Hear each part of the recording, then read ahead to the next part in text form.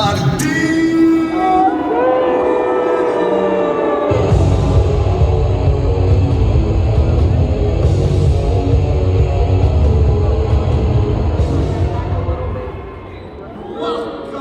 back, everybody. You still having a good time? Beautiful. Somebody said to shout out their dad. It's his first show ever, so big shout out to Edwin on your first show. I'm glad you came to the Fluffy show because you're in for a treat. Oh, he's right here. What's up, Edwin? How are you? You don't want any attention. He's like, no, it's not me. All right, he's not here. Couple of super quick announcements, and then I'll bring Fluffy right out for you, ladies and gentlemen. First of all, there is your energy tonight is incredible. You guys are awesome, fantastic. Seriously, we want you to have this great time. We want you to keep on having it. What we don't want you to do is scream out random shit during the show. Kind of like that. And here's the reason. Here's the reason for that. Everybody in here tonight paid good money to see a performance by Mr. Gabriel Iglesias, not to hear drunk people scream crazy shit in their ear. Can we respect each other and have a good time tonight, guys? Beautiful. Lastly, but just as important, and that is, what did I just say? Somebody talk to this. There is absolutely no recording or photography allowed of any kind. No photography, no recording. If you are caught doing it, they will not warn you. They will ask you to leave. Gabriel is working on lots and lots of new material for a brand new comedy special for Netflix that is filming at Dodger Stadium in a couple of months. Doesn't want that material out there before it's time to be out there, so out of respect for both the art of comedy and the great comedian Gabriel Iglesias, can we agree not to record tonight's performance? By the way, we spend a lot of time staring at a screen most of the day. For the next hour and a half, put that shit away and let's live in the moment, guys. Let's just enjoy the moment. With all that out of the way, are you ready? I said Fairfax, Virginia. Are you ready?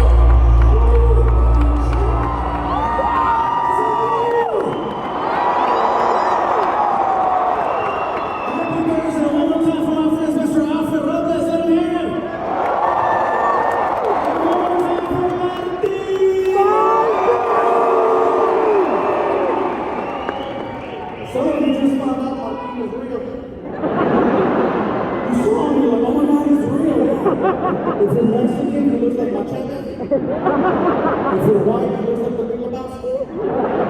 Regardless, it looks like somebody. You guys are close. Yeah. Okay. No, how do you feel? Like, if I fall, yeah. I fall now, you know how to make the news. So sad. He hurt more people than COVID.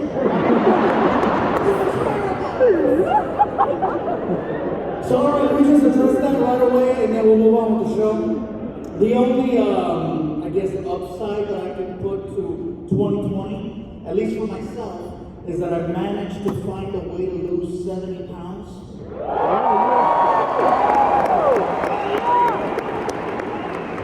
People ask me, what's your secret? I said, there's no secret. They closed all the goddamn restaurants. I didn't know how to cook, bro. This is me working a Foreman grill. That's it right there. Making meals. But yeah, you know, it was crazy. We were on the road in Kalamazoo, Michigan, when we got the phone call that basically said that we needed to go home and that was going to be the last show for an undisclosed amount of time. And then we get home, and then they teased us by telling us it was only going to be 2 weeks. Remember that? Yeah. Just 2 weeks, folks. That's all we ask. Just 2 weeks. Go home, be with your loved ones, be with your family while we figure things out. It's just 2 weeks. Dr. Fauci has spoken to us. We have some issues, but we just have 2 weeks. And I apologize for using the same old stereotypical white voice. But that's the voice they used on us. You know why? Because that's the one we listen to in a time of crisis. It had to be that voice. It couldn't be any other voice. It couldn't be, you're not happy, they had that in.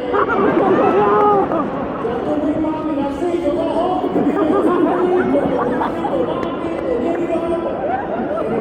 To the house, you gotta go in, papi, we not home. All the days, no say that.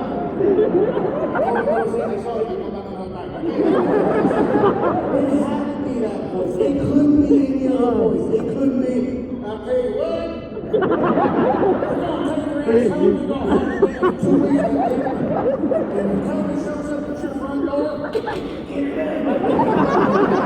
It's 2 weeks.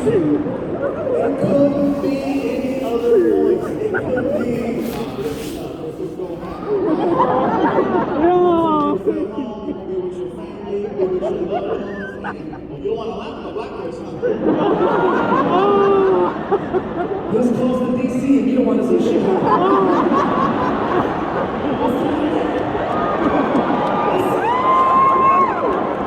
Hey, that's your kill, not mine, huh? Just 2 weeks, that's what they told us. 2 weeks turned into 2 months, turned into half a year, turned into a year plus. And little by little, they finally started giving us information we could use. They told us who was most at risk for COVID-19. Come to find out, it's people over 45. Okay? People who are overweight. Diabetics. Most at risk, Latinos and African Americans. I come to find out that was 85% of the underlying conditions. Overweight, over 45, hypertension, high cholesterol, high blood pressure. Apparently, COVID is my Tinder match. And then little by little, trying to get back into the swing of things, trying to just, readjust. Because for the longest time, I couldn't see you and you couldn't see me. We couldn't do this. This already says we've come a long way from 2020.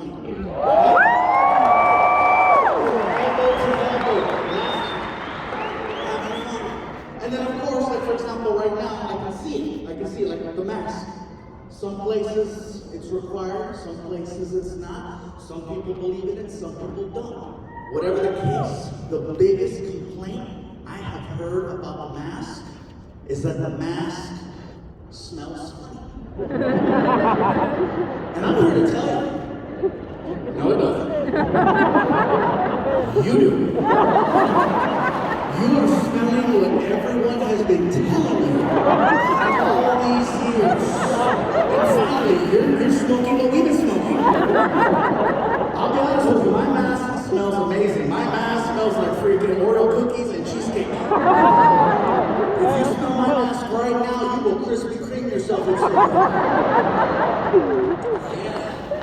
So the mask is one big thing, and then this next thing, I feel the need to give a disclaimer because of the nature of the subject. So I want to give a little disclaimer so you guys know that I'm not going where, I'm not going somewhere bad.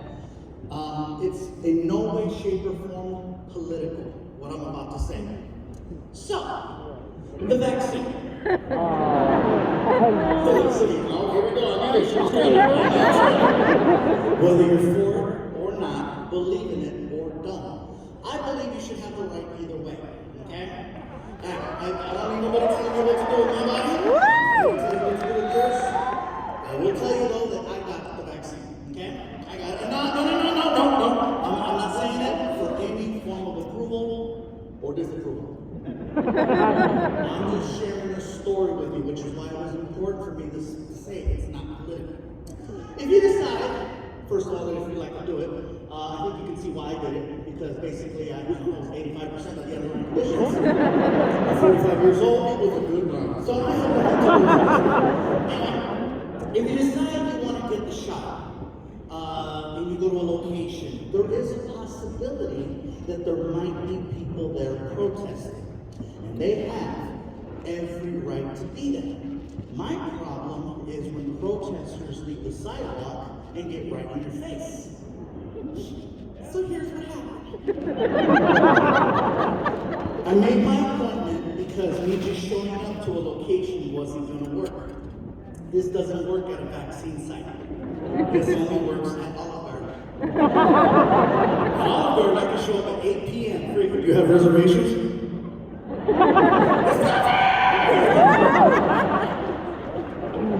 Well, I'm a little breadstick ho. Yes, I am. At the vaccine site, I had to make my appointment like everyone else. So it's a drive-up. And there's a little speaker box. Just.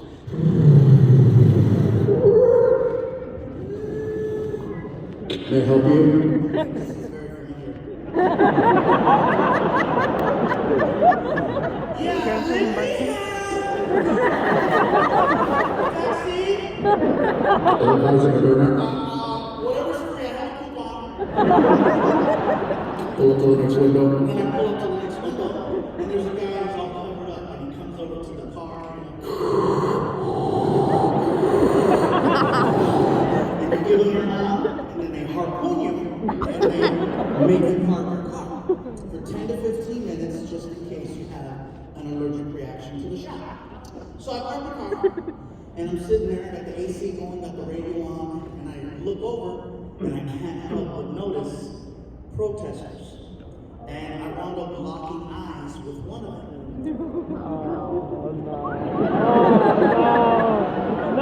For me, this is a game. I'm in my car, the AC's on, radio's going on, I can do this all day. What?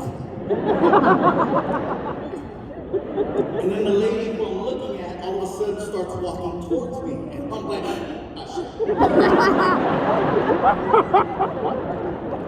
she gets to my car and she starts going off on me. She starts cussing me out. It was very uncomfortable. I've never had someone come up to me and just start going off for no reason at all. And she was loud, just saying, "You are so stupid! How could you get the vaccine? You have no idea what you just put inside your body, dumbass." And I was like, "Bitch, I ain't crazy."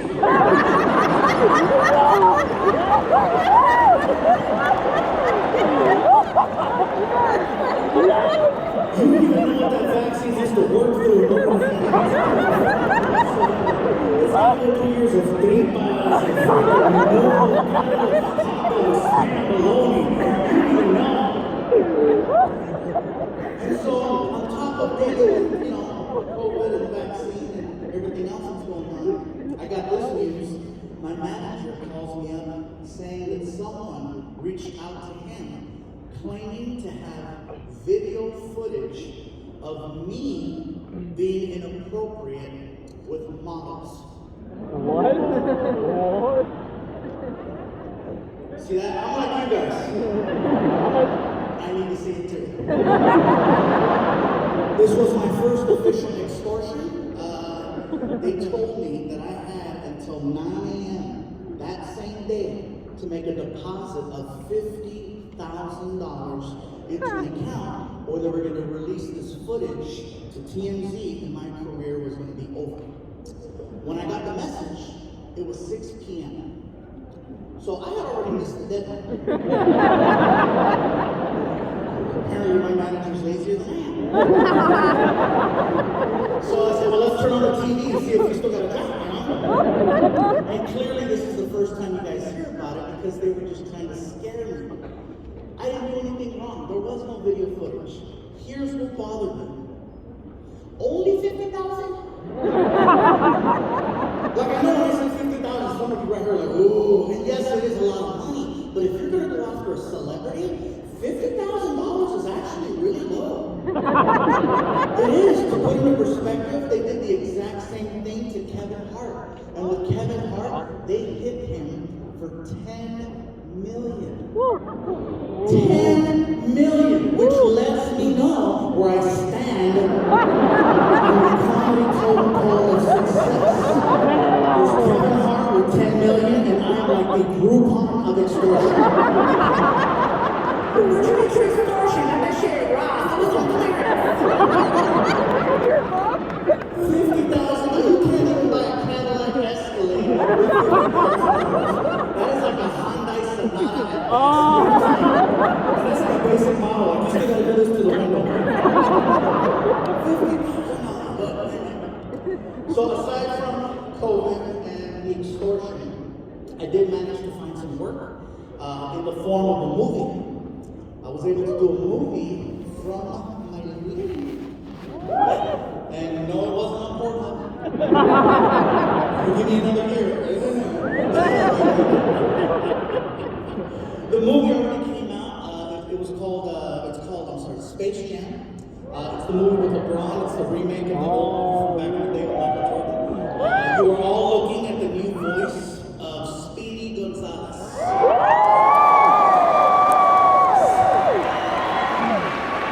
I'm very happy, very proud. I'm actually the first real Mexican to play him.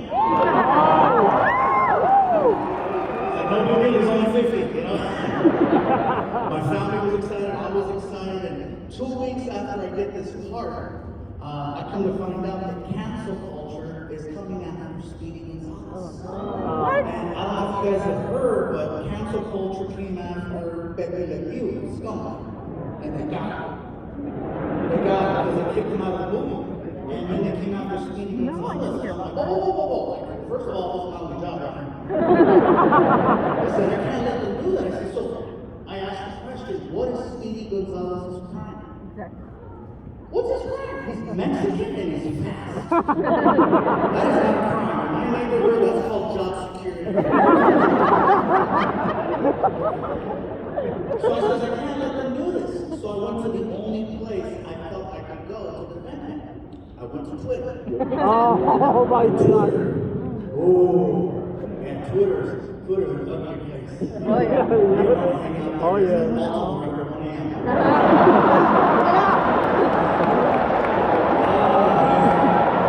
It's rough. Oh yeah. Look, how'd you end up in the block? I don't know. You, huh? Oh, yes, I know. You're coming here for a long time. So, anyway, yeah, it's another place. So I went on Twitter to defend Speedy Gonzalez. I called out cancel culture. I used the hashtag. That's how you get into fights now. So I went on Twitter and I said, hey, hashtag cancel culture. My name is Gabriel Iglesias and I'm the new voice of Speedy Gonzalez. You cannot cancel or catch me.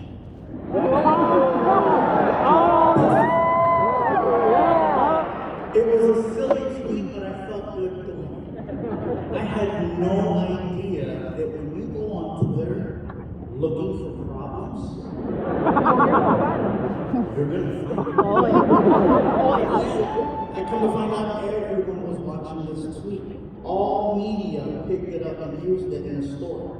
Freaking all the news, ABC, NBC, CBS, CNN. If I would have known that, I would have used stuff like that. My family called me. Even Fox News did a story on my tweet. You Oh. know how I know? My bus driver Dave called me. Oh, he was so happy. He called me up. He's like, Fluffy, God dang it, I've never been proud of you. You made it, baby. You made it. You're on Fox News. I said, Dave, shut up. You're stupid. Dave was like,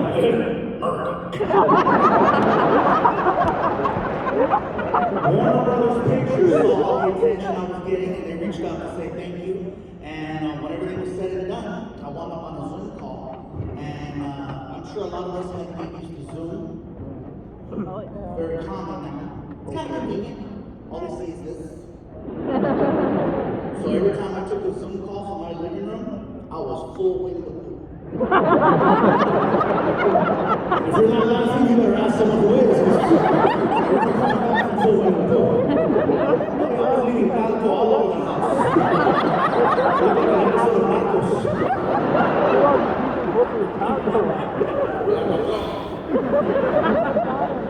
So the Zoom call was some of the people from Warner Brothers for the movie. I was on a Zoom call with the director, writer, and producer of Space Jam.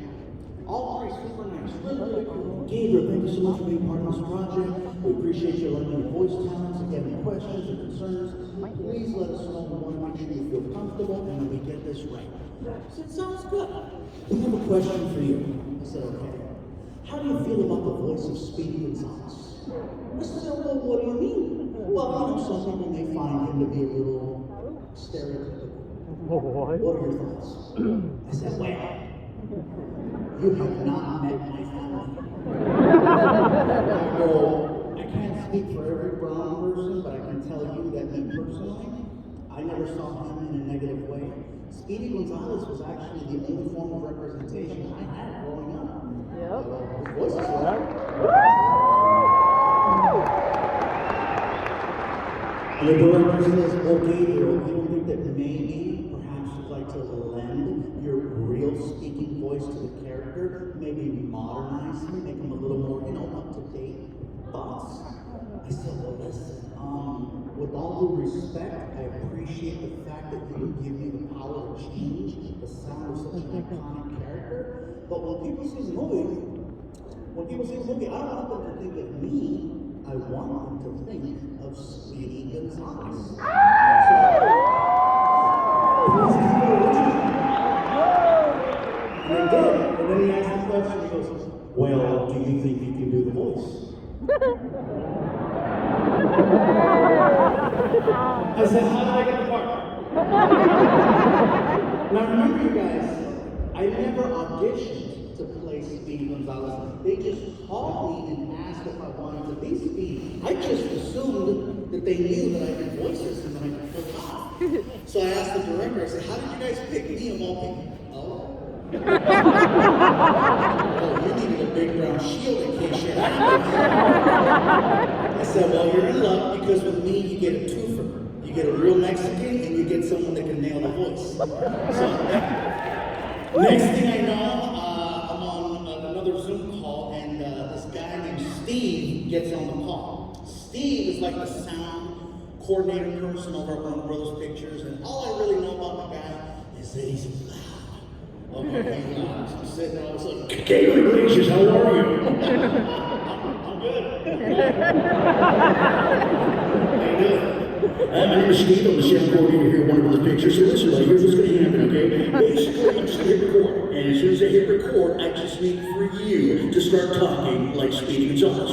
We're going to get the flow, the tempo, and as soon as we got it dialed in, we're going to make a movie. Sound good? Yeah, sounds good.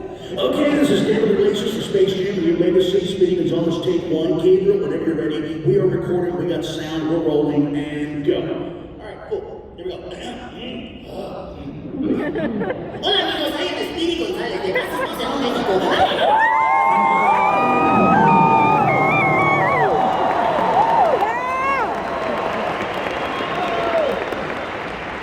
The director, writer, and producer, all three were like, that was perfect. I said, I know, I've been Mexican a long time. And I said, don't just think that just because I'm Mexican, I can only play the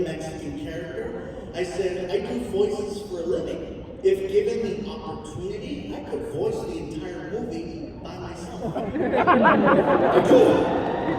Watch. Marvin the Martian.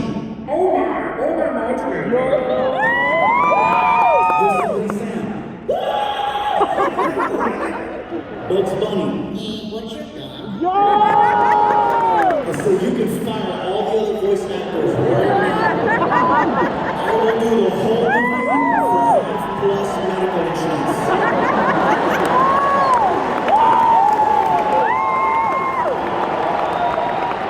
And I was in the middle of 2020, so I met that shit out. My favorite part of the conversation was the fact that they actually entertained it. Like the director was so defensive, he's like, Gabriel, listen. No one's taking anything away from your abilities as a voice talent, as a creator, as an entertainer, but my hands are tied. Contracts have been signed, checks have been cut. You can't just fire people. It's beyond control. The producer, who's the one responsible for the finance, is listening to the director. Just keep digging a hole. And he cuts him off. He's like, whoa, hold on. Gabriel, Fluffy. Baby. Talk to me, sugar. If I can make this happen, what are we talking here? What are we talking? What do you mean? What are we talking? What's your price? What's your fee? Wait. Word on the street is I go for no less than $50,000. And he wants to support this. And they said no. And it's funny because I know I'm going to have to defend Speedy Gonzalez again at some point. That's just how cancel culture works. You know, you think it's going away, but nope, they bring it back. And if I'm telling you about cancel culture, then it's really gone way too far. And the reason why I'm making myself a little bit of an exception is because I go out of my way to not be divisive. That's why I don't talk about politics, religion, or sports. Because all three of those things will divide people. That's why I talk about food. Food brings people together.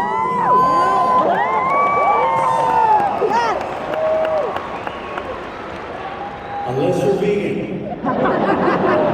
In which case, you can leave right now.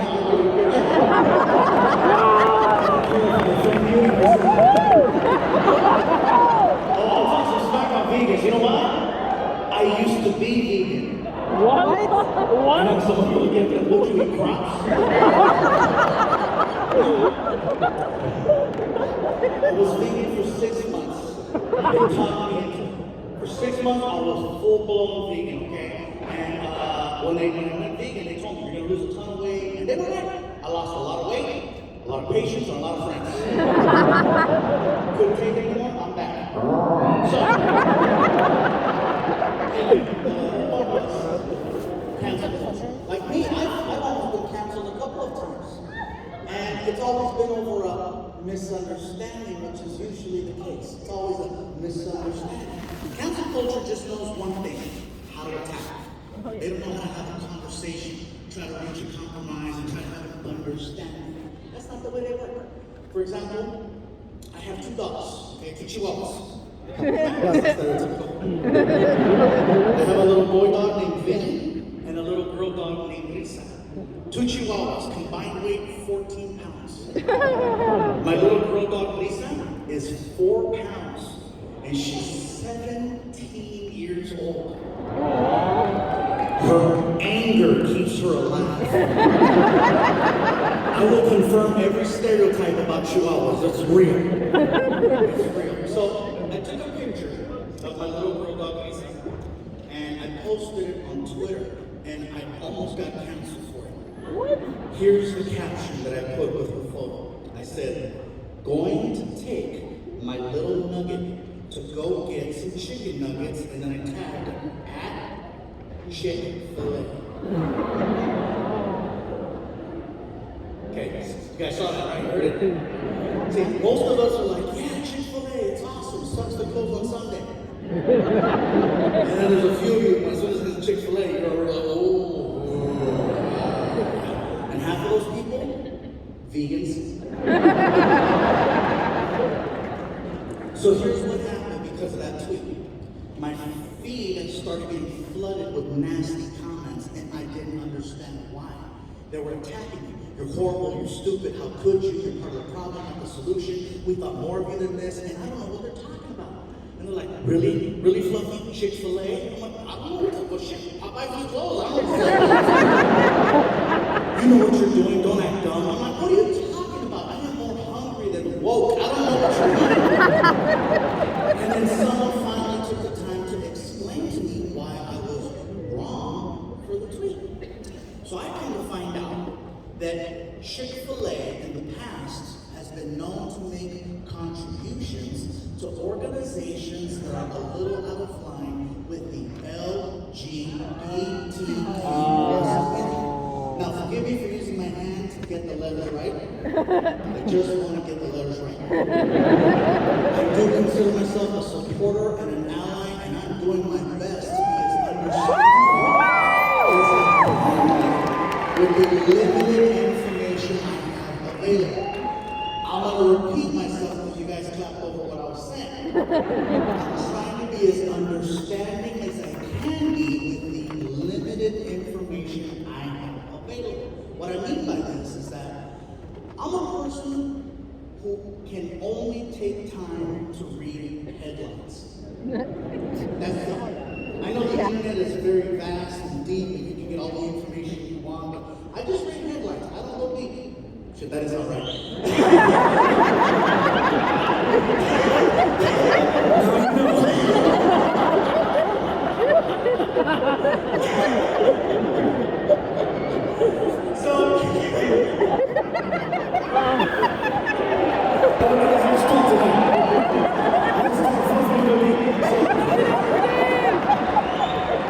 The reason why I don't read headlines is because there are so many struggles in this world. It is impossible to keep up with everyone's fight and know everything about everything that's going on in their struggle. You'll drive yourself crazy.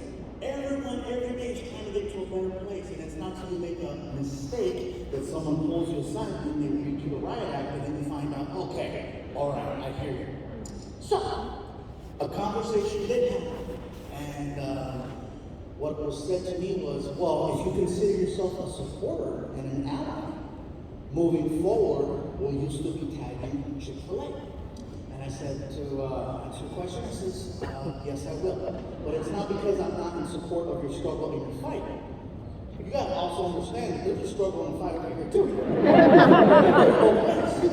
Look, I tag Chick-fil-A for the same reason I tag every other company I use organically. Trying to get free shit.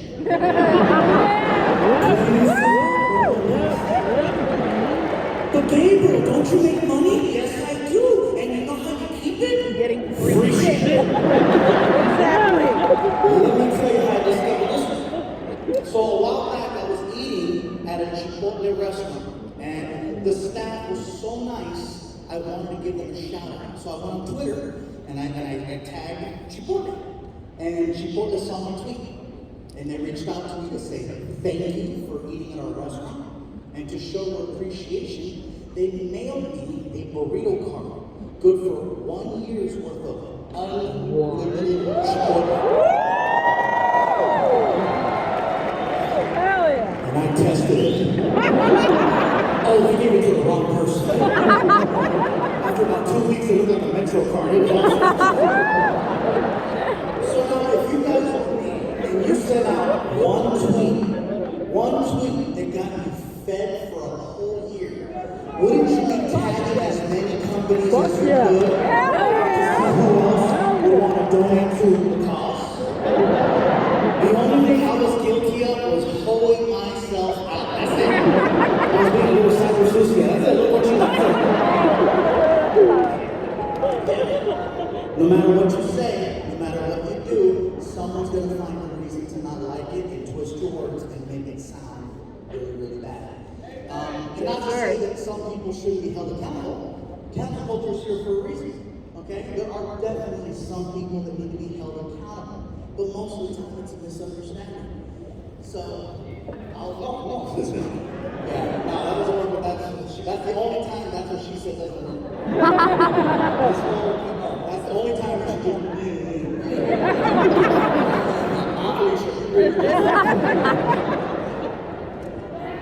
I'm guilty of saying inappropriate things at some point in my life. You know, no one is perfect. No one is, to blame for, like, of course you can blame people. I can blame you for that comment. I won't remember you tomorrow. I probably will. But I have said some things in the past that I'm sure I've regret, and I've done some things that I'm sure you're going to hear about. And at some point in this lifetime, the rules can change, so who knows? I will tell you that I offended someone whose name I shouldn't have ever even brought up, and it was stupid of me to do that. I offended a professional fighter. And his name is Canelo. Yes. Mess up. Go big or go home. For those of you not familiar with this name, Canelo, let me just tell you right now. Canelo is arguably the best boxer in the world. Yes, sir. He is in fact Mexican, but he does not look. No, we don't. No, he don't. Canelo is in fact the whitest Mexican you're ever gonna see. on earth. He's super white. He's so white, he's redhead. He's a redheaded white Mexican. Canelo is so white, even Donald Trump was like, come. But then Canelo opens his mouth and you realize, oh, he's not local. So here's how I got in trouble. I get a phone call from a comedy friend of mine named Ron White. Okay, Ron White, Tater Salad.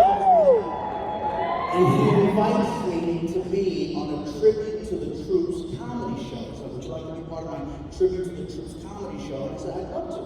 And so it tapes in Las Vegas. I go to Las Vegas. The show is basically like a bunch of comics. So I'm only doing 10 to 15 minutes. Ron introduces me. I come up, I grab a mic, and I figured since I'm in Vegas, I'll do material that's Vegas related. So I started talking about boxing. And then I brought up Canelo. And here's where I messed up. I said, my favorite fighter in the whole world is Canelo. I just wish. Oh, Lord. And it was all downhill. This is what I said. I just wish Canelo would not do interviews in English, because English is not his strong language. And if you're a professional fighter, you need to sound engaged, you need to sound on point, you need to sound aggressive, you need to sound ready to rumble. And in Spanish, he does. In English, not so much. I said, in Spanish, he's a killer. In Spanish, the reporter, the announcer, looks right in the camera and he's like, aquí estamos con Canelo Álvarez, que se va a pelear contra Floyd Mayweather este fin de semana en pay-per-view. I know a lot of you just heard that and you're like, holy shit, I think I understand Spanish. It's you. So then he asked Canelo what he's going to do. Canelo, ¿qué vas a hacer en tu pelea? And then Canelo takes the microphone. He's a man of few words, but he's on point. He looks right at the camera and he's like, pues mira, lo primero que hace es golpear así, va a pegar el piso. Así que los hombres aquí son de leche y entran en las filas de Canelo Álvarez contra Floyd Mayweather. No se lo pierda.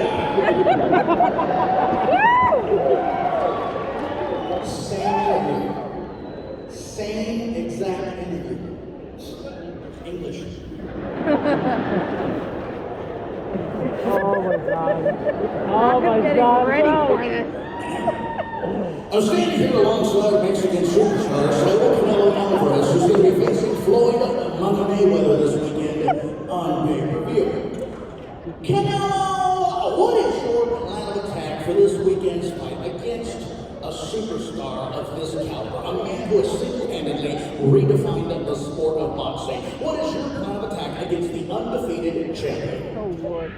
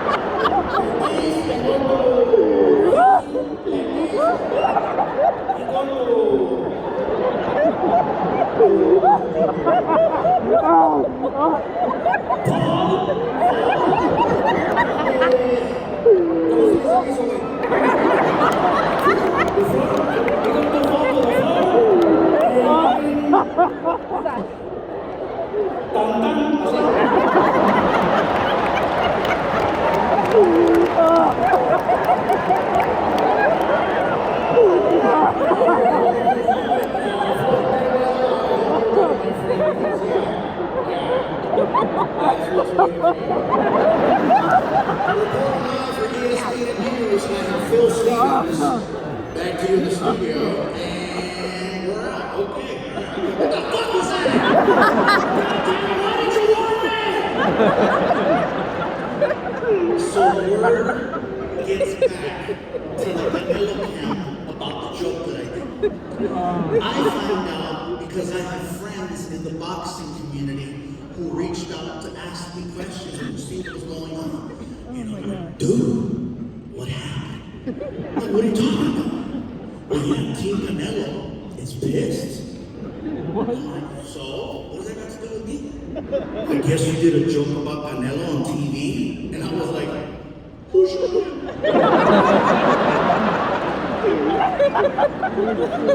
If I would have known that Canelo was going to see me do a joke about him, I would have never done a joke about him. I didn't think he was ever gonna see this. Shit was in English.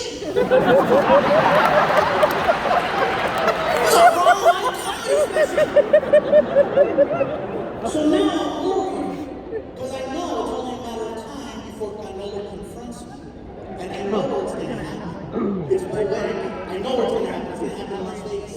And the reason why I know it's gonna happen in Vegas is because when I perform in Vegas, I perform for MGM Properties. And so, I always get free tickets to the fights, and I go because it's free. You know me.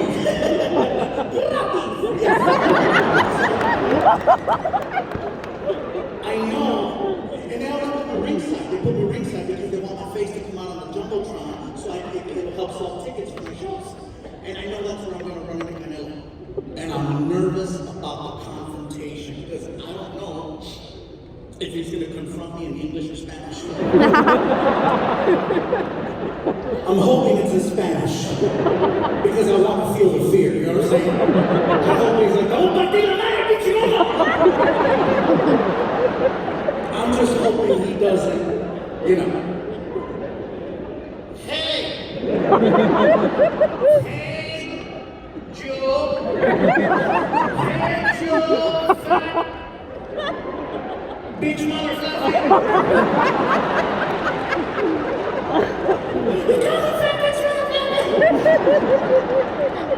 So if something happens to me, Canelo. And I guess I should feel honored at the fact that someone at his caliber, at his level, would even acknowledge a comedian, you know what I'm saying?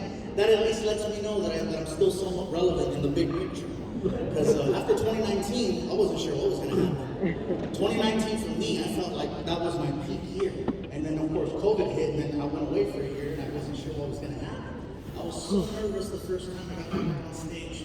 And my friend goes, dude, don't worry, it's like riding a bike. Listen, you swear I rode a bike. But anyway, the reason I say 2019 was the peak year was because I almost got to host the Oscars.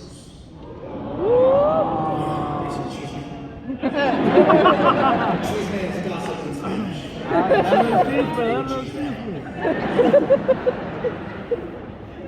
I'm going to bring up a familiar name again, but he's part of the story. So, Kevin Hart He's a friend. Kevin Hart was originally scheduled to host the Oscars.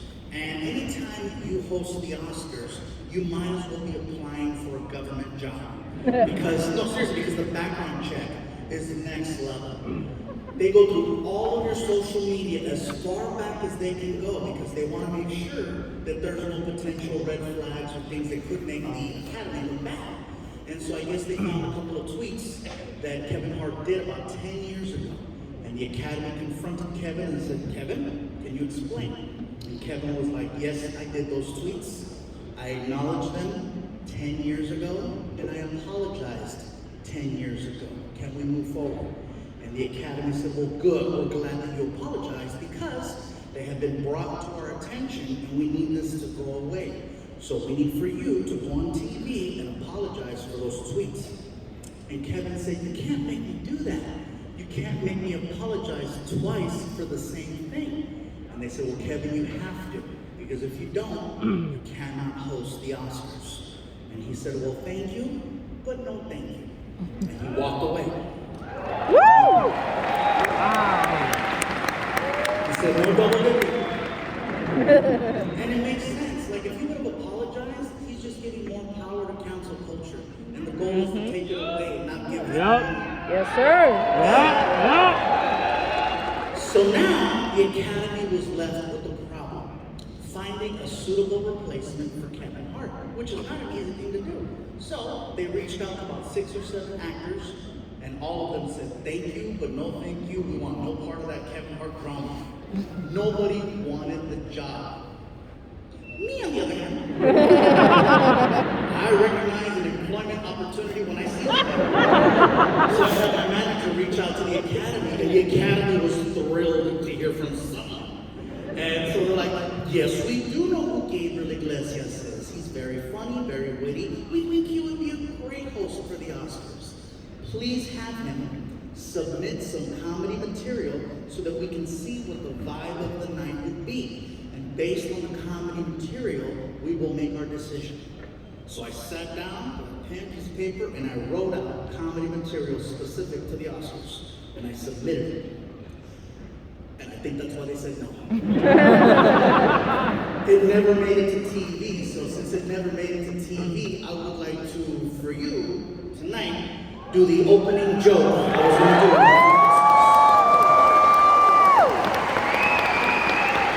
And then you can decide for yourselves what the vibe of the night would be. So, watch. Here's the voice. Let me do the voice. Good evening, ladies and gentlemen, and welcome to the Academy Awards. Here's tonight's host, comedian, funny man, Gabriel Iglesias. Thank you very much, ladies and gentlemen. It's an honor and a pleasure to be here tonight.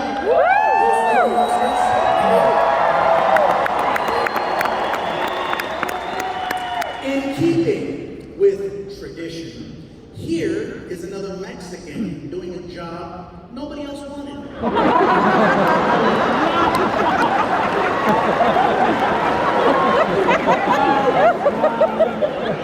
And they passed.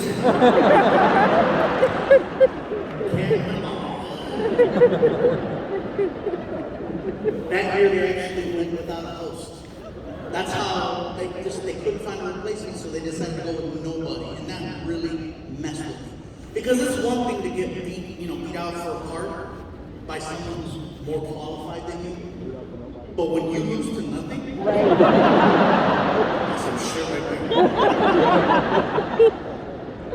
Yeah, so when 2020 hits, I go home, and it's me and my dog on the couch. Do we have any pet owners here? So this dog, I know these dogs so much because that was a time when I think everybody was dealing emotionally, mentally, physically, and my dogs, man, they kept me going, they kept me sane, they kept me positive, they kept me just focused and what was important. I'll be honest with you, unconditional love, that's the best way to put it. Absolutely. Unconditional love. Specifically, dogs. No disrespect to cats or cat owners. The cat owners, you know as well as I do.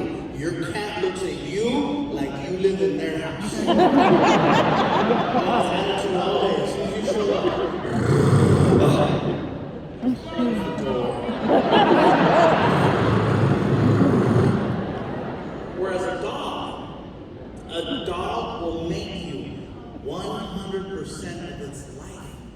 That's why they get so sad when they know you're leaving and why they lose their minds when you come home. I miss my puppy. You are literally everything they've been looking forward to. And now you're here. I'll tell you all right now, nothing in this world loves me more than my little dog, Vinny. Okay? Nothing. I said that last week and someone yelled out, "What about your son, Frankie?" And I said, nothing. I can leave my dressing room for 1 minute or 1 hour. He has no concept of time. When I walk back in that room, it is the greatest moment every single time. He jumps off the couch, he runs towards me, and then he starts jumping up and down. Yep. And he makes a sound like a you can almost hear it. And he pees everywhere. And I used to get mad that he would do that, but then I thought about it. He loves me so much he cannot control his own bodily functions. Which is why when I would go home, I would immediately pick him up before anything else. And then my girl would get mad. How come you go to the dog first? I said I go to him first because he loves me more. How do you know I don't love you more? I said, I'll flip puddle.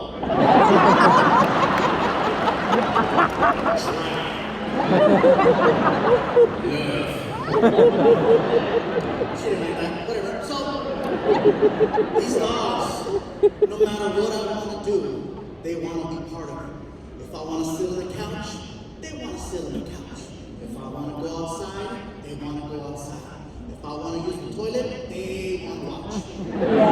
Yeah. And God forbid I lock them out of the bathroom. Oh, God. Oh, the drama.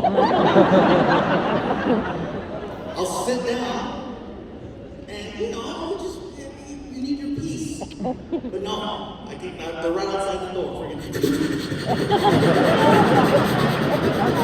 Cracking on the door. Thank you. One time I saw the door knob. And they will not stop, so I have no choice. I gotta stand up, and I gotta shove them over to the door, and then open the door and watch them come in to the little cloud. As soon as they walk in,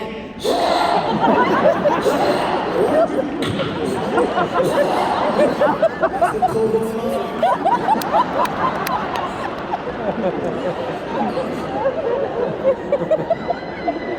So 2020, the most annoying thing we could do was just take a drive.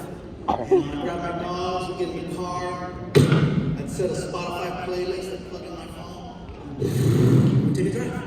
That's all we did, we just drive. We didn't have a destination, we just drove.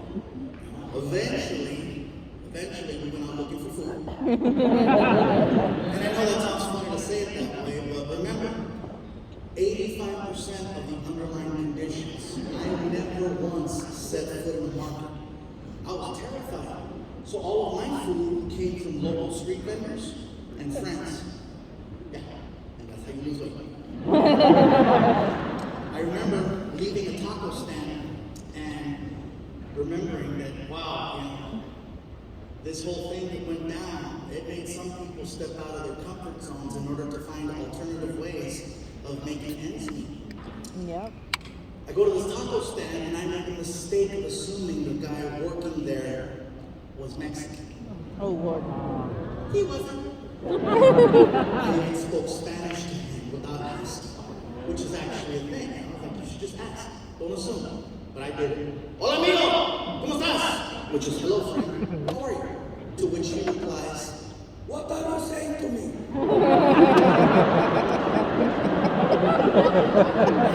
I'm sorry, bro. I thought you were Mexican.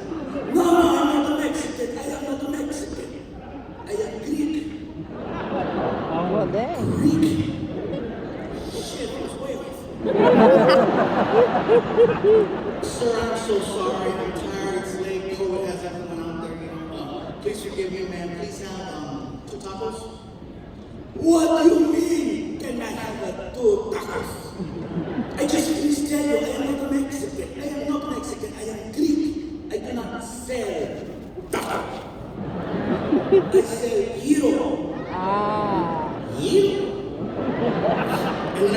seen writing on the front of the cart, and I just assumed that was the guy's name or something, right? Oh no. I backed up, and it spells it out. G-Y-R-O. Gyro. I'm like, listen, it is not a gyro, it is gyro. It says gyro. Gyro! Bro, I'm tired, it's late, I'm sorry. What's gyro?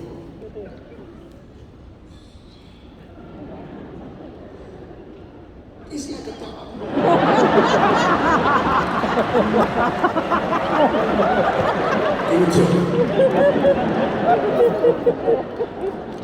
Eventually, businesses started opening their doors and allowing us to go back inside. And I know every state has their own rules and the way that they work and function and how they handle things. I live in California, which is one of the strictest states to live in, especially during these times. I remember when Starbucks is my little guilty pleasure. Okay. I remember when Starbucks said finally that they're going to open their doors and allow people to come inside to order at the counter. And for me, I couldn't wait. Before COVID, I would have never set foot inside. I like the drive-thru. It's quick, it's easy, it's fun. But it's different when it's your choice versus when they close the doors and don't allow you in. So when I found out the doors were opening, I couldn't wait.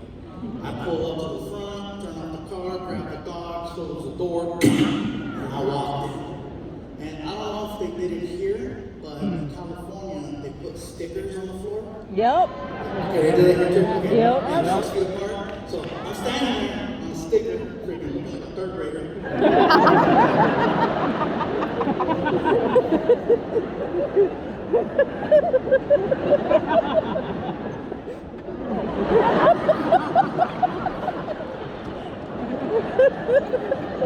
Some lady behind me sees that I have dogs, and it's clearly an issue for her. And instead of saying, pardon me, excuse me, hello there, hi, hola, anything, she starts doing the whole, Oh my god, dude. I'm hearing this, and I'm like, shit, COVID.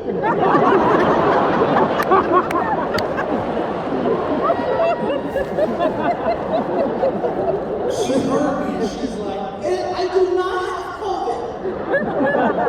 She starts pointing and she's like, are those service dogs? Oh my god. They're chihuahuas.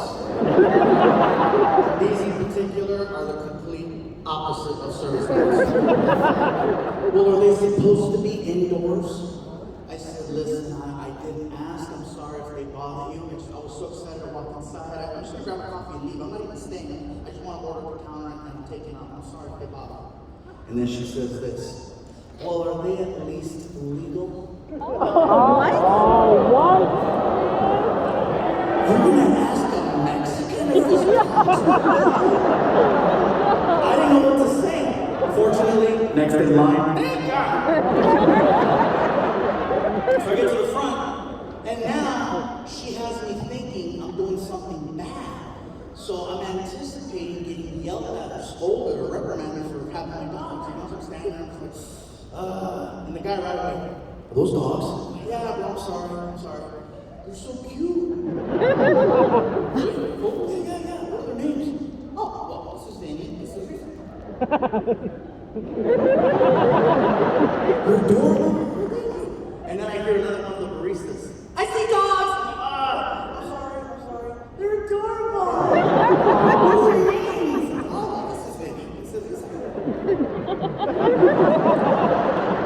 They're so cute. They're cool. Okay. So I place my order, and then the girl goes, yes? You know I have to say something, right? I know. I was just waiting. Okay, let me have that. What do the little ones have?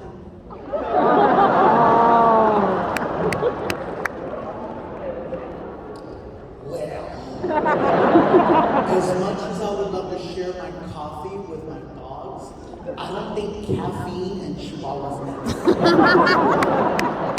No, silly. Maybe your little puppies would like a puppuccino. See, you guys all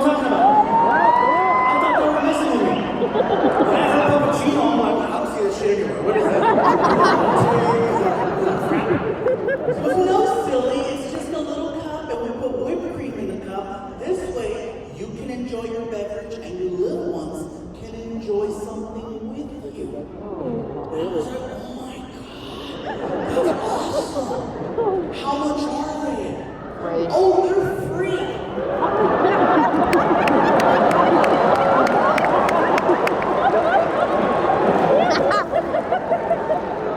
Free, you say?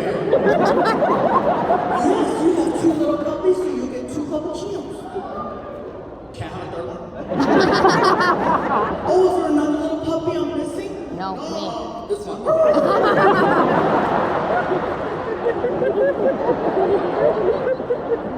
I said, can I just say how happy you guys just made me with this whole free, whipped cream cup thing?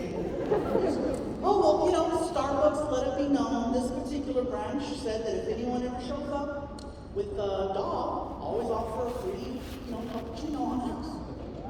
I go, that's incredible. I go, so it's cool that I showed up with my dogs? Oh, yeah, you're welcome anytime. Oh, wow. Can you please say that louder? Sure, your puppies are welcome anytime. I'm not gonna lie, I felt a little bit like Canelo. I couldn't help it. I turned around and I was like, you hear that, bitch mother?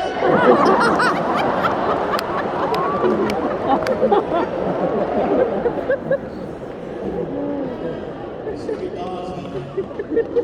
I have been, my friends, my family, they've given me a hard time because of how much attention I give my dogs.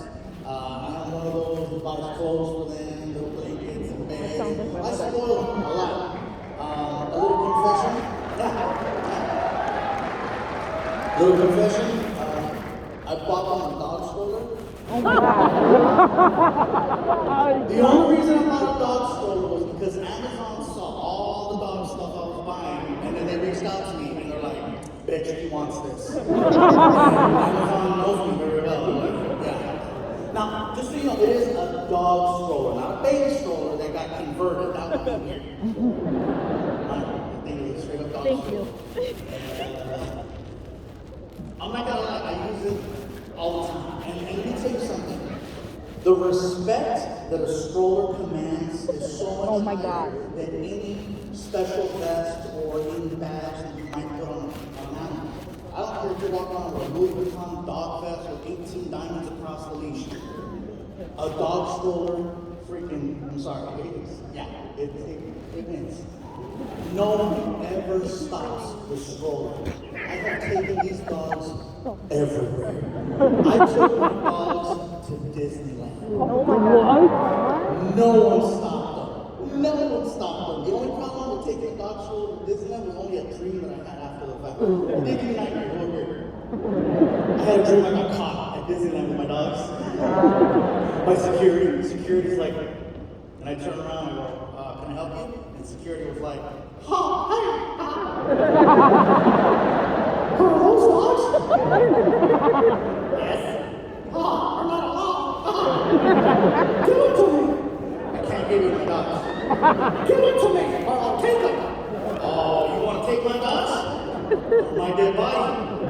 You want to fight? I will beat your ass, security. I will beat your ass. And security was like, bring it,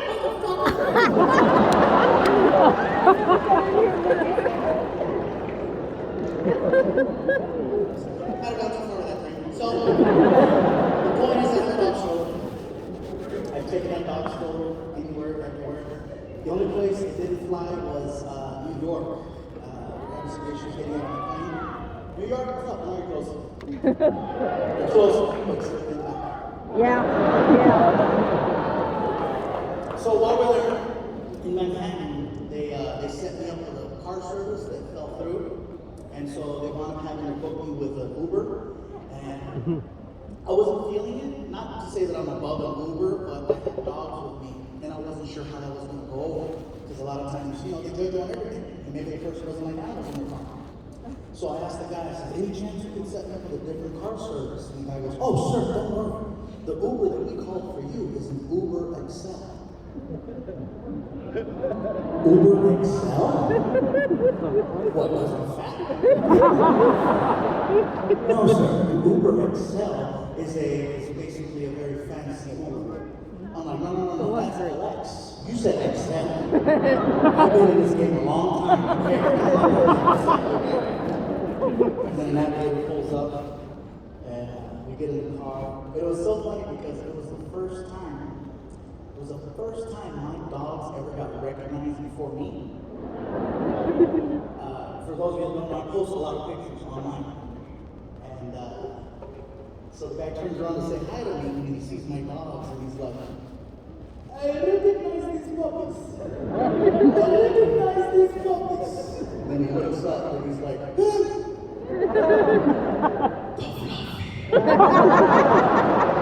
and I have never been referred to as the fluffy. Like, I didn't know what to say. It is on.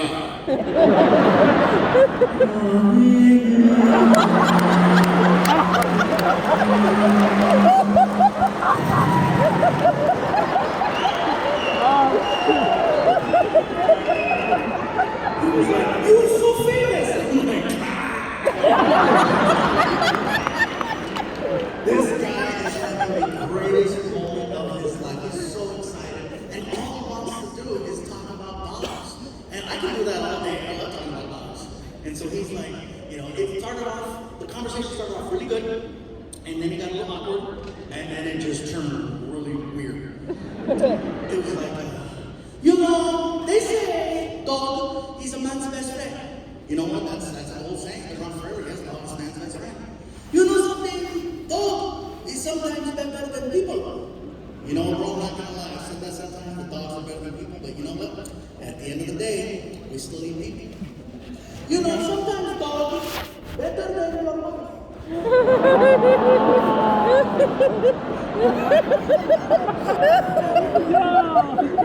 Hold on. Please explain what you're saying. Listen, all I'm saying is dog always happy to see you. Wife? See. As a matter of fact, I have a joke for you. We'll explain everything. Man, I don't like when people do jokes on me. You know what I'm saying? It feels weird, but I can't get away. I'm in his car, and he has locks. Okay, this joke explains everything. Okay, watch. Let's say you have a dog, okay? Your dog, and you have your wife. You grab both of them, same time. You stick them in the trunk of your car. You close the trunk, you get in car, and you drive around the city for 1 whole hour. Then you pull over, you get out of the car, you open the trunk. Who is happy to see you?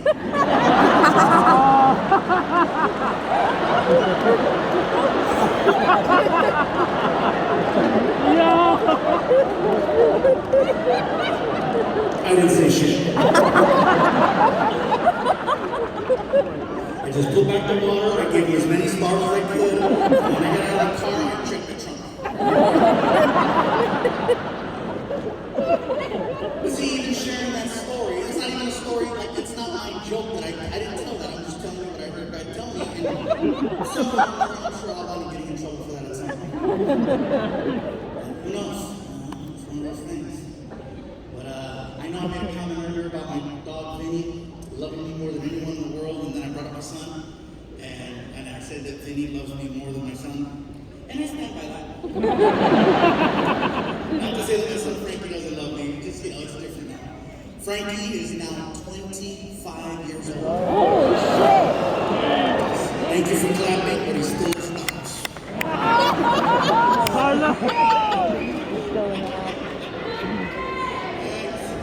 He's not leaving, so.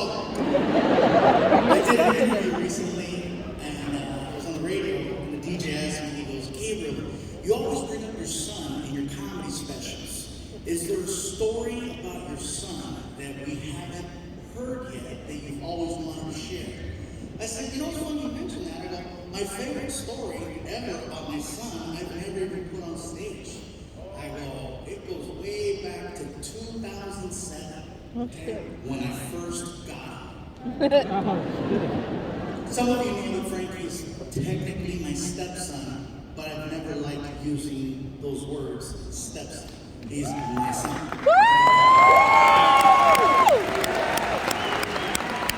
So, I prefer son or aftermarket child. It's no gray area. So it was 2007, and for some reason, I was not booked on Halloween. And the reason why I say it like that is because I work every holiday without fail. I always work every holiday. Because I'm an entertainer, so I don't say no work. I'm on stage every December 25th, I'm on stage. New Year's, I'm on stage. Birthdays, anniversaries, holidays, special moments. I work. My mom told me. We love you! Someone's gonna take your job if you take that day off to figure it out. And so you can look at it one of two ways. But for me, I've always been about, grind and work while you can. But this particular day, I was home. And so it was rare. And Frankie's mom goes, I can't believe you're home on Halloween. This is crazy. This is Frankie's first year of the three of us together. I think that this would be an awesome opportunity for you to take him out trick-or-treating. I'll stay home and give out candy. And then this way gives the two of you a chance to get to know each other and bond and talk. And I said, baby, it's a great idea. So I told Frankie, come on, we're going trick-or-treating. What about my mom? Just stay here and give out candy. Just the two of us. And he's like, yeah, let's go. So we get in the car, take off. I take Frankie to that neighborhood. You know exactly what I mean when I say that, right? It's that neighborhood where we're going to give out the big old Costco candies. And so I park the car. We go all the way up, we cross the street, we come all the way back, get to the car. When we get back to the car, his bucket is overflowing with chocolates. So we get back to the house, it hasn't even been an hour. I'm like, I ace this. We walk in the door, and his mom is upset with me. I thought I asked you to take him trick-or-treating. You're already back. It hasn't even been an hour. I said, I know, but show the score. The whole point of you taking him trick-or-treating wasn't to get candy. Debatable. It's debatable. What was the point? The point was for the two of you to spend time together, hang out, have some conversations, have some laughs. You're not going to pull that off in 45 minutes. Can you please take him out one more time? Sure, no problem. Frankie dump out the bucket. So he dumps out his bucket. We go outside, we get in the car. We take off. I don't feel like going door to door again. So I said, I got an idea. So I take Frankie to Walmart. We get to Walmart, and Frankie's like, what are we doing at Walmart? I'll explain. So we walk into Walmart, and I said, Frankie, grab a card. He grabs a card, and I said, follow me. So I lead Frankie all the way to the candy section. We get to the candy section, he goes, what are we doing here? And I lean over and I get in his face, and I go, Frankie, you have exactly 30 seconds to grab as much candy as you can. Ready, go! And he froze. He's like, 10 seconds go by, and I go, dude, you better do something. Oh my God. So he grabs one bag, looks at it, throws it in the cart. Grabs a second bag, looks at it, throws it in the cart. Grabs a third bag, and at that point, time! That was the first time I heard him go, shit! Because he knew he wasted a golden opportunity. So we get back to the car, I open up the bags of candy and I dump them in his bucket and I shake up the bucket. And I tell Frankie, listen, if your mom asks about where we went, please don't tell her we came to Walmart. Why not? She's gonna say that we cheated trick-or-treating. But this is so much better. So we get back to the house, and his mom, there you are! Did you guys have a good time? I said, baby, we had a great time. Did we have a great time, Frankie? Frankie, please give me your candy. Why, Mom? Why do you want my candy? I want your candy so that I can go through it to make sure that it's safe for you to eat. Oh, Lord. Why wouldn't it be safe? It all came from...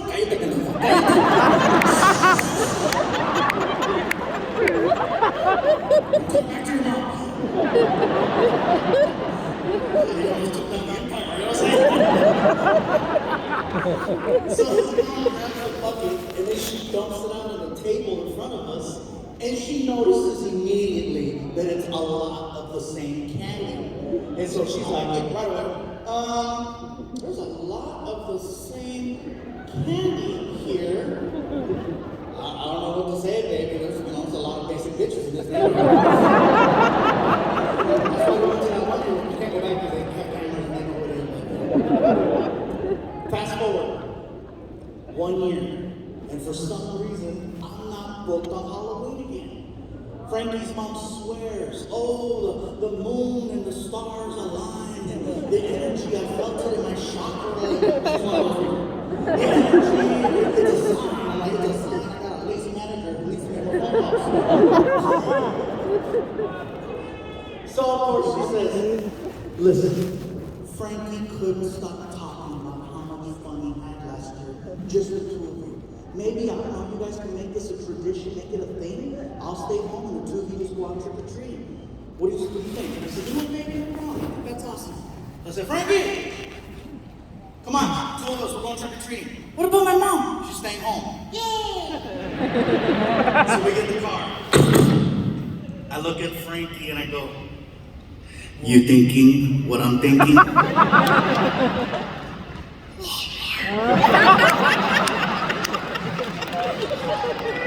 So I take him to Walmart. We pull up to Walmart, we walk in. I said, Frankie, grab a cart. He grabs a cart, I said, follow me. And I lead Frankie down to the candy section. As soon as we get to the candy section, I stop the cart, I look at Frankie and I go, Frankie, you have exactly 30 seconds to grab as much candy as you can. Ready? Go!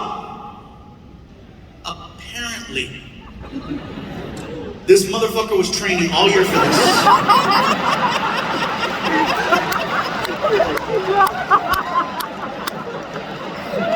As soon as I said, go, his arm, bam, and he starts gutting the shelf. He's taking everything off the shelf.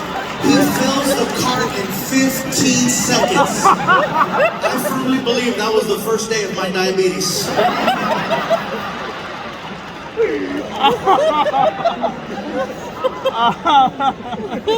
Frankie is not the biggest fan of that story. As a matter of fact, every time I bring it up at a party or something, he's like, oh, really? Again? I'm sorry, Frankie. You're the hero in this story. It's a great story. And so he comes over to me and he wants to have a conversation. So he pulls me aside and he's like, Dad, can we talk? I said, Frankie, we can always talk. What's up? No, I don't talk. Yeah, what's up? There's something important I want to talk to you about. Okay, what's up? It's serious. Okay! Can you please sit down?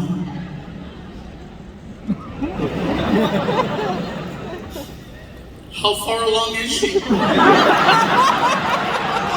are you talking about? What are you talking about? I want to talk to you about us. I go, well, Frankie, you're scaring me. What is it? Do you think you can please stop doing jokes about me? And when he said it, I felt terrible because I knew it took a lot for him to bring that up to me. So I asked the question. I said, Frankie, have you ever tried to address this with me in the past?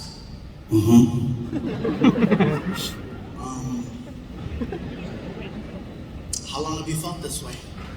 My whole life. What did I tell you when you tried to address it with me? Told me to put on deodorant.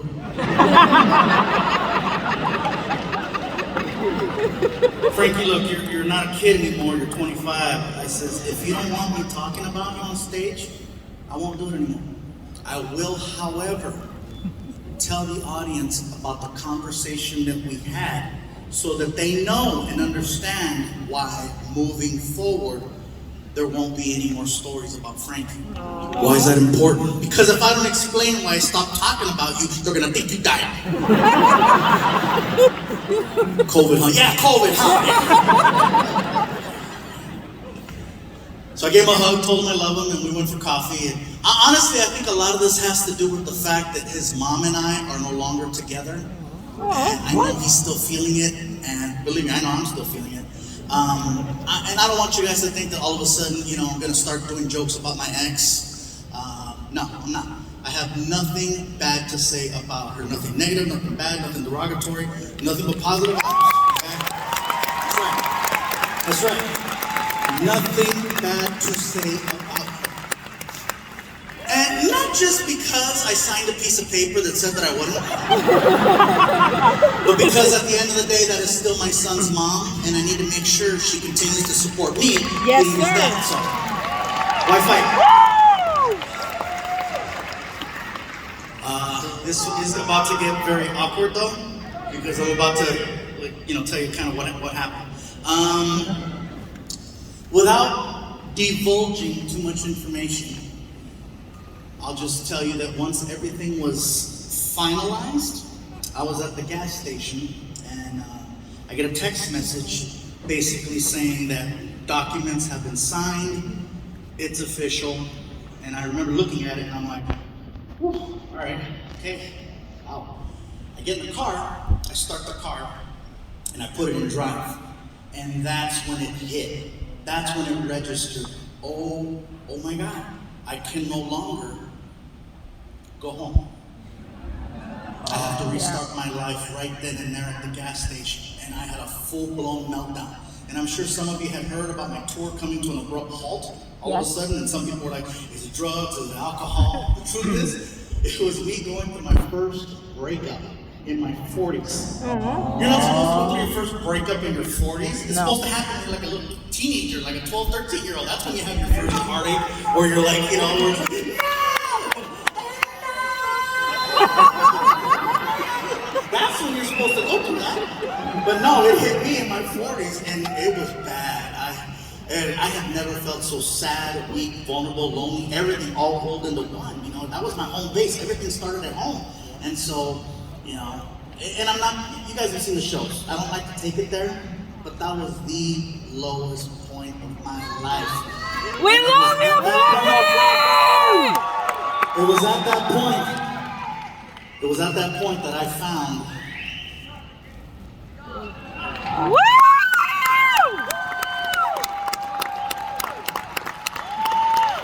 Yes, sir. country music. Yes! Country music knows when you're weak, when you're vulnerable, when you're sad. Yes! You need something to fill the void. I used to fight off country. I used to look at country in the face and go, you take your achy, breaky heart and keep on moving. But in this particular situation, my tears are rolling down my cheeks and they're blending with my snot, with my buckets, blending with my drool, with my babas. I have 3 different fluids coming out of my face at the same time. My neck looked like menudo.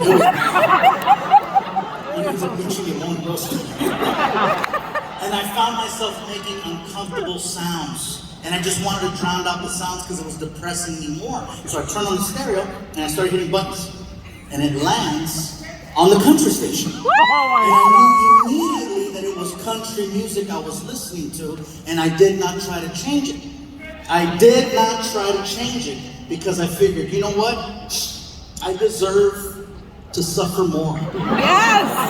For the pain I caused. Yes! So I let it play, and I let the next song play, and the next song play, and the next song play, and I listened to country music for over an hour, and then I came to this conclusion. Country music has at least one song that will speak to your heart directly. Yes, sir. Because you feel like the artist wrote the song specifically Yes, about sir. you and your life. And it's scary how detailed these songs are. It makes you wonder, are they following me? It's so scary and real. I'm sitting in the car bawling at the gas station and I hear this. It's been 7 days since you seen her. How does he know it's been 7 days since I've seen her? You just can't get her off your mind. 'Cause every little thing that you do or say is another reason you pushed her away. And now you're sitting in your car all alone.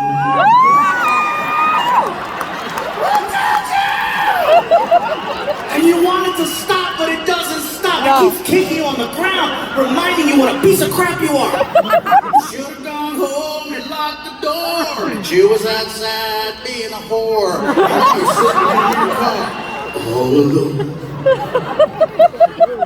So it's been over a year, and I've been asked the questions. So, what is the plan? You're gonna get back up on that horse, you're gonna get a girlfriend, you're gonna get a wife, you're gonna start a new family, what are you gonna do? And I'm like, I have dogs. I'm good right now.